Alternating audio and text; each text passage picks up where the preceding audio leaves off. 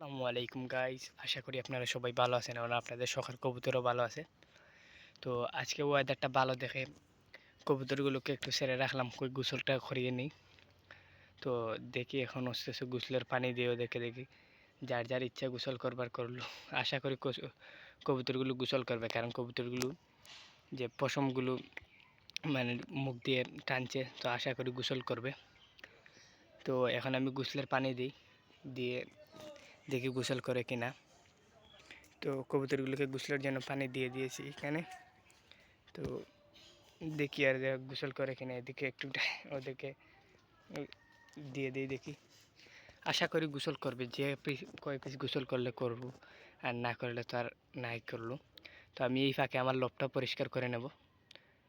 তো এই মোল্টিংয়ের সময় কবুতরকে গোসল করানো একবারে মাস্ট ইম্পর্টেন্ট। এত কবুতরগুলোর যে ফেদারগুলো জড়তে একটু কম সময় লাগে, বা কবুতরের একটু ভালো হয়, কবুতরের ফেদার কন্ডিশনগুলো খুব সুন্দর থাকে।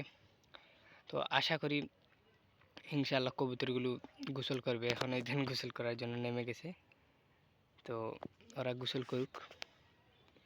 তো এক ভাই আমাকে বলেছিলেন, ভাই যে কবুতর তো ফ্লাই দেয় না। তো ভাই কিছু করার নাই, এখন কবুতরগুলো দীর্ঘদিন স্টকে ছিল, স্টকে থাকার ফলে কবুতরগুলোর যে শরীরটা বসে গেছে। তো আপনি কবুতরগুলোকে একটু পাতলা করে কবুতরগুলোকে ফ্লাই দেওয়াবেন, তা আলহামদুলিল্লাহ আশা করি কবুতরগুলো ফ্লাই ধরবে। কিন্তু বর্তমানে সব কবুতর ফ্লাই ধরবে না, কবুতর চিটাপাটা হয়ে উঠবে। তো এজন্য আপনাকে কয়েকদিনও অপেক্ষা করতে হবে, কবুতরকে রেগুলার ছেড়ে রাখতে হবে সপ্তাহ 10 দিন।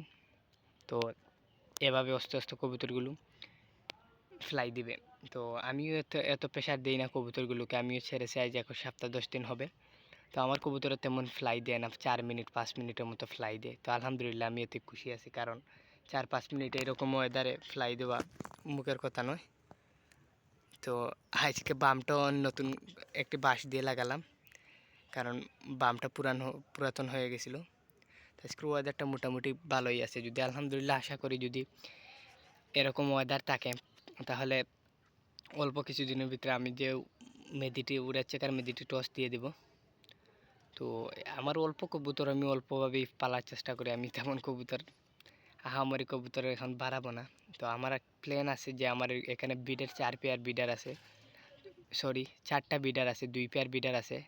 তো আরও এক পেয়ার বিডার, ভালো এক পেয়ার বিডার কালেকশন করব। আর আমার এই বাচ্চা তো 1 পেয়ার বিডার উঠবে, এগুলো বর্তমানে 6 পরে আছে। তো আরও 3 পর জ্বললে 9 পরে ওদেরকে জুড়ে দিয়ে দেবো, 10 পরে ওরা ইনশাল্লাহ ডিম দিয়ে দিবে। তো এখন আমি আস্তে আস্তে গিয়ে লবটা পরিষ্কার করে নেই, কারণ কবুতরগুলো এই ফাঁকে গোসল করুক। তো গতকালকে আমি পরিষ্কার করেছি, এজন্য আমার এত ময়লা নেই। তবু মোটামুটি যা ডপিং আছে সেগুলো পরিষ্কার করে দেব। তো এই কবুতরের দুমসে মোল্টিং চলতেছে, কবুতরের ফেদারগুলো জড়তেছে। তো এখানে আমার প্রায় কবুতর আটবে ইনশাল্লাহ, আমার আর বর্তমানে দাপড়ি বানানোর প্রয়োজন নেই। এখানে আমার টোটাল সর্বমোট এই সাইডে 6 পিস, এখানে দেখেন 2টি আড্ডা করে 6টা বসতে পারবে। এই সাইডে আরও 6টা, এই মোট 12টা, আর এখানে আরও 2টা। তো সকলটা টোটাল আমার এখানে 15 পিস কবুতর ধরবে এই এক সাইডে। তো আশা করি যেন 15 পিস কবুতর তৈরি করি, এরপর না অন্য দাপড়ি বানাবার চিন্তা করব। আর আমাদের এখানে ওর একটা পার্টিশন দিয়ে দেবো আমি মাঝখানে, যেভাবেই পারি। আমাদের এখানে বর্তমানে ব্রিডিং করাইছি, এখানে এখানে আছে space 2 foot, 2 feet by 2 feet, হাইটে আছে 1 ফিট। তো 1 ফিট হাইট, একটা তো 1 ফিটের মতো হাইট আছে। তো আলহামদুলিল্লাহ দেখো এখানে আমি আর ব্রিডিং করাইছি, কবুতরের বাচ্চা মোটামুটি ভালোই পেয়েছি। তো আজকে এই লফটের যে আমাদের পুরান ব্রিডিং রুমের যা আবর্জনা আছে সবগুলো আমি বের করে নিয়েছি। তো এখন ইনশাআল্লাহ দেখা যাক, ব্রিডিং রুমে আস্তে আস্তে কবুতর এনে ঢুকাবো। তো এখন না, শীত পড়ুক, শীতের সময় কবুতর, ভালো কবুতর এনে ঢুকাবার চেষ্টা করব। তো আমি এখন কথা না বলে আপনাদের এই আমার এই লফটা পরিষ্কার করে নিই, এরপর আপনাদের সাথে যোগাযোগ করছি। তো আমাদের দাপড়ির তলটি পরিষ্কার করা কমপ্লিট। তো এখন এগুলো এখানে গোসল করছে, ওরা গোসল করুক। গোসল করানোর পর দেখেন যে গোসল করা শেষ, সেটা রোদ পোয়াচ্ছে।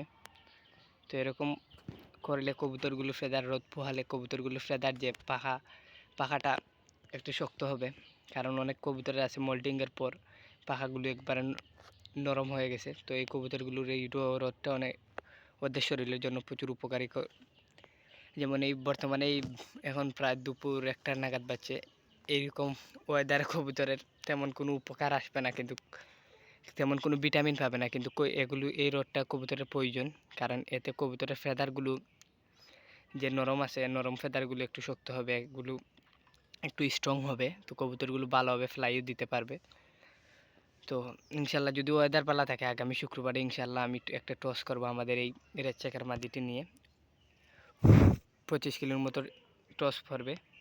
তো সবাই দোয়া করবেন যেন ইনশাল্লাহ আমরা শুক্রবারে মাদিটি নিয়ে টসে নামতে পারি। তো সবাই ভালো থাকবেন, সুস্থ থাকবেন। আসসালামু আলাইকুম।